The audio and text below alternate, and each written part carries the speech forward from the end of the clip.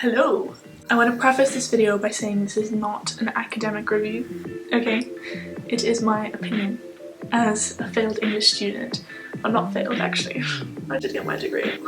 I always had imposter syndrome doing English literature in school, and I always found it difficult to analyse books, and let's not overanalyze and overthink about that. But let me yap about the 3 little books that I read this month. For starters, we have The Vegetarian by Han Kang, which is actually quite a famous novel. I think I've seen it over Book Talk as well, but it's pretty famous and I'm sure people have heard about it. So I finally picked up a copy when I was in New York, and I only got around to reading it now, and I had some thoughts. It's called The Vegetarian, and I was reading it through a vegetarian's perspective because I happen to be vegetarian. Take a shot every time I say vegetarian. So her becoming a vegetarian in this book can be interpreted in many different ways, but how I interpret it was her regaining her autonomy. She's introduced in the novel by her husband. The very first line says, "Before my wife turned vegetarian, I'd always thought of her as completely unremarkable in every single way." Literally the first introduction of the novel starts like that.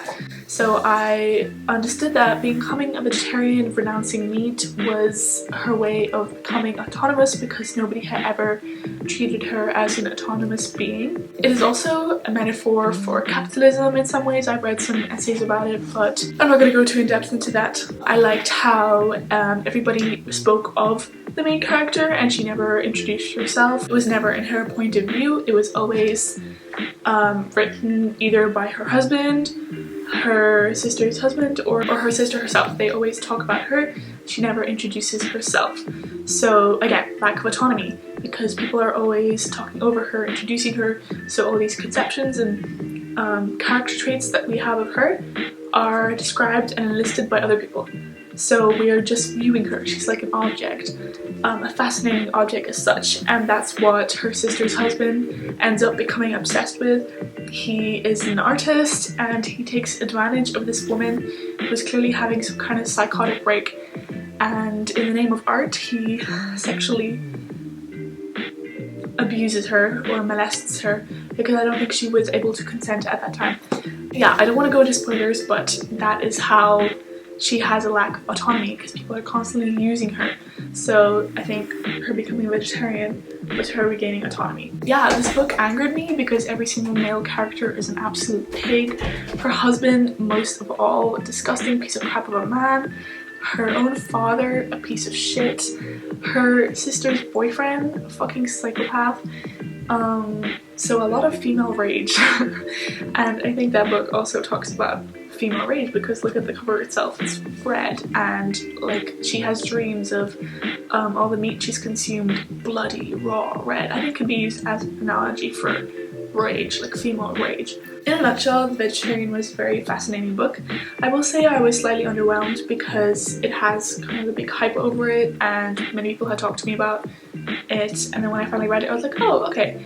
I don't know what I was expecting, but maybe a bit something more different. Like honestly, at one point I thought she was gonna become a cannibal and start eating people, which I think would have been interesting, but obviously that didn't happen. But I do recommend The Vegetarian. Was a good novel, good read. So yeah, those are my 2 cents on that book.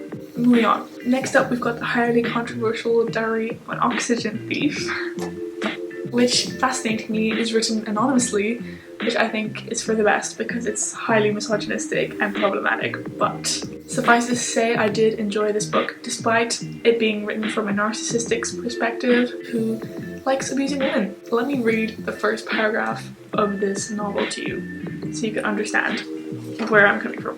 "I liked hurting girls, mentally, not physically. I've never hit a girl in my life."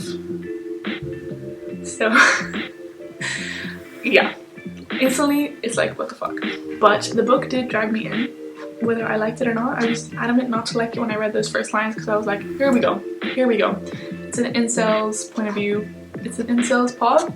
But unfortunately I found myself enjoying the book, and I actually read it in one sitting on the train to Berlin because we were there for fucking hours on that stupid train. Most notably, it's actually written by an Irishman. I know this is anonymous, but he mentions many times that he's from Ireland, so that's interesting coming from an Irish person myself.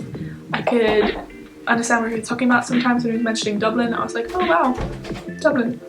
And in some ways his life mimics people I know, like living in Ireland, expanding to London, moving to America, that kind of thing. So it was interesting. I don't know if this is controversial to say, but I thought it was a really fascinating snapshot of a narcissistic, sexist point of view. I mean, it was fascinatingly written, and I think if you interpret the book from a like skeptical perspective, it's okay to enjoy it, because I did. I mean, it's funny at times, and he's self-aware of what a piece of shit he is, and obviously the culmination of the book is that he gets the treatment that he deserves, because the reason why he writes this book is because a woman has done to him what he has been doing to other women. So that was really enjoying to read in the end. But what's fascinating is that somehow in the deep dark depths of my heart I found myself almost being unable to not sympathize for him when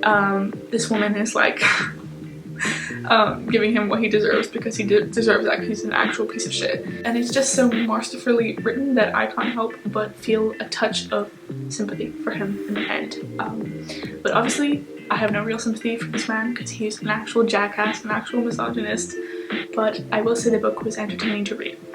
And honestly, I would recommend, because I enjoyed it. I don't know if that's a controversial statement to make. Hold this man accountable. Do not let him get away with the crimes he committed just because you find the book entertaining. But that being said, I think it's okay to find the book entertaining as long as you understand that it's problematic. So that's my take on this book. Now, moving on to Fyodor Dostoevsky. We've got The White Nights, or White Nights. This is actually my first Dostoevsky novel. I've read a few other Russian classics, but I haven't read anything by Dostoevsky, so I actually am quite excited to read more because this was a good experience. The atmosphere that Dostoevsky creates is very dreamlike, very incandescent, dreamy. You just want to submerge yourself into this kind of environment because he's so good at painting the picture. And the main character in this book is such a thoughtless romantic. My only real problems with this book is when he meets the main love interest, Nastyenka.